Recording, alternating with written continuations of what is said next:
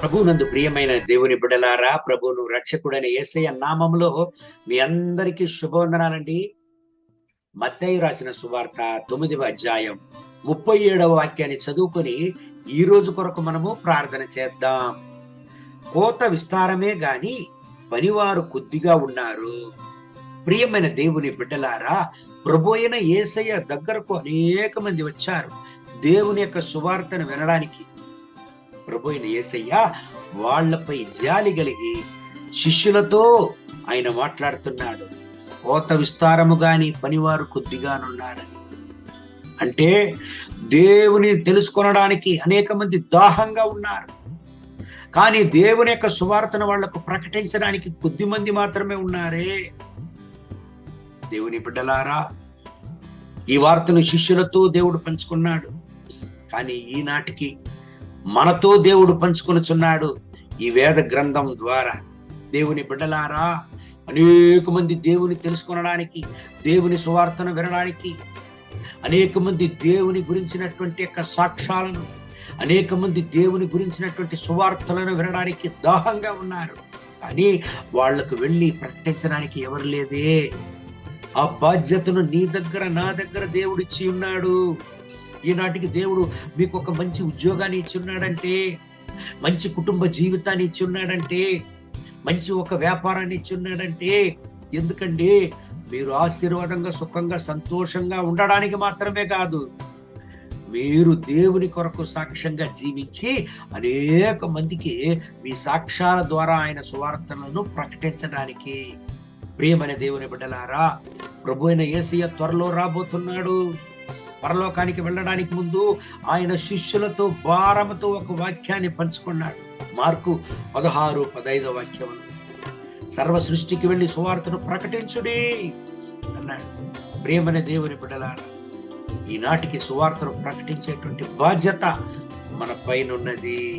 ఈ ఉదయకాల సమయంలో ఈ దేవుని వాక్యాలను వింటున్న ప్రియమైన దేవుని బిడ్డలారా, సువార్తలను ప్రకటించుడి.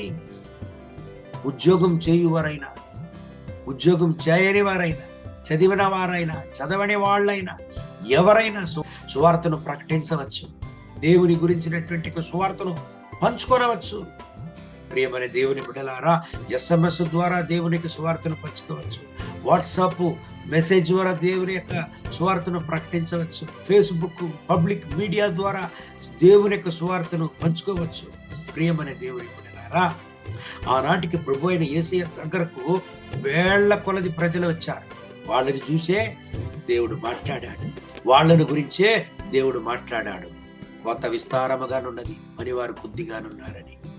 ఎందుకండి వాళ్ళు వచ్చారు?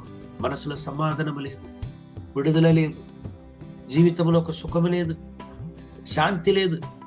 ప్రియమైన దేవుని బిడ్డలారా, ఈనాటికి కూడా చాలా మంది జీవితంలో విరక్తి కలిగి, జీవితంలో సమాధానం లేక, కుటుంబంలో సమాధానం లేక తమ జీవితాన్నే ముగించుకొనుచున్నారు.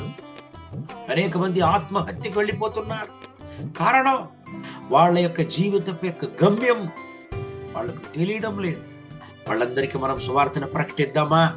ఈనాటికి మనం జీవించేటువంటి ఒక ప్రాంతం ఇరుగు పొరుగు వారికి అనేక మందికి సువార్త తెలియలేదే. వాళ్ళందరికీ సువార్తను ప్రకటించేటువంటి బాధ్యత మనకున్నది. అనేక సార్లు మనల గురించి గొప్పగా మాట్లాడతాం. మనకు ఏమైతే ఉన్నదో, దేవుడు ఏమైతే మనకి ఇచ్చాడో దాని గురించి గొప్పగా మాట్లాడతాం. ఏనాటికైనా దేవుని గురించి, దేవుని యొక్క సువార్తన గురించి, దేవుని యొక్క రాకడ గురించి, దేవుని యొక్క రక్షణ గురించి, దేవుని యొక్క వేదవాక్యాల గురించి గొప్పగా మాట్లాడి ప్రకటించున్నామా? ఈరోజు ఒక తీర్మానాన్ని ఎత్తండి. ప్రతి ఒక్క రోజు, ప్రభువా, మీ యొక్క వేదవాక్యాలను నా స్నేహితులకు నేను ప్రకటించాను. ప్రతి ఒక్క రోజు మీ యొక్క సువార్తను నా యొక్క బంధువులకు, నా స్నేహితులకు, తెలియని వాళ్లకు, సువార్త తెలియని వాళ్లకు ప్రకటించదను. దేవా, నన్ను బలపరచండి, నాకు మార్గాన్ని తెరవండి అని ప్రార్థన చేద్దామా? మనం కళ్ళు మూసి ప్రార్థన చేద్దాం. పరలోకమందున్న దేవా, ఈ ఉదయకాల సమయంలో ఈ ప్రార్థనలు ఏకీభవించి ప్రార్థన చేసే నా ప్రియమైన సహోదరుడు, సహోదరి కొరకు ప్రార్థన చేస్తున్నాను. అయినా సేవల వెళ్ళని గొప్పగా వాడుకోండి. నా రక్షక, మీ యొక్క సువార్తను ప్రకటించడానికి వాళ్ళను ఉపయోగించండి. మీ సువార్త తెలియని వాళ్లకు మీ సువార్తను చెప్పేటువంటి బాధ్యతను మా చేతులు మీరు ఇచ్చి ఉన్నారు. నా రక్షక, మేము సువార్తను ప్రకటించడానికి మాకు సహాయం చేయండి. ఎంతో మా స్నేహితులకు మిమ్మల్ని గురించి తెలియదే, ఎంతో మంది మా ఇరుగు పొరుగు వారికి మిమ్మల్ని గురించి తెలియదే, ఎంతో మంది మా బంధువులకు మిమ్మల్ని గురించి తెలియదే. వాళ్లకు నాయన మీ సువార్తను ప్రకటించడానికి మాకు సహాయం చేయండి. ఎందుకంటే త్వరలో మీరు రాబోతున్నారు. యేసయ్యా, మీరు రాకడలు మేము వచ్చేటప్పుడు వ్యర్థమని చేతుల్లో మేము రాకూడదు. అనేక కోట్లాది కొలది ఆత్మలతో మీ యొక్క రాజ్యానికి మేము రావడానికి మాకు సహాయం చేయండి. యేసయ్యా, మాకు ఇచ్చినటువంటి ప్రతి ఒక్క ఆశీర్వాదాలను మీ మహిమ కొరకు మేము ఉపయోగించడానికి మాకు సహాయం చేయండి. నా రక్షక, మమ్మల్ని బలపరచండి. ఈ ఉదయకాల సమయంలో ఈ కన్నీటితో, కలతతో, వేదనతో, వ్యాధితో, భారముతో ఈ ప్రార్థనలు ఏకీభవించి ప్రార్థిస్తున్నటువంటి ప్రతి ఒక్క దేవుని బిడ్డల కొరకు ప్రార్థన చేస్తున్నా. వీళ్ళని ఆశీర్వదించండి. మీ రక్త కోటలో దాచుకోండి. వీళ్ళను దీవించండి. అగ్ని జ్వాలగా మార్చండి. మీ కృపా ప్రసన్నత వీళ్ళపై దిగి వచ్చును గాక. మీ వల్ల కానిది మీకు అసాధ్యమైనది ఏమి. వీళ్ళ అసమాధానంతో నిర్మూలించండి. వీళ్ళ అసంతృప్తిని నిర్మూలించండి. మీ యొక్క సమాధానంతో, మీ కృపతో, మీ యొక్క శాంతి సమాధానంతో వీళ్ళను నింపండి. నాయన ముట్టండి, సహాయం చేయండి, దీవించండి. ఈ రోజంతా ఈ బిడ్డలను ఆశీర్వదించి మీరే నడపండి. మీ యొక్క సువార్త సేవను చేయడానికి బిడ్డలకు సహాయం చేయండి. మహిమ ఘనత స్తుతి మీకే. యేసయ్య నామములో వేడుకుంటాం తండ్రి. ఆమేన్.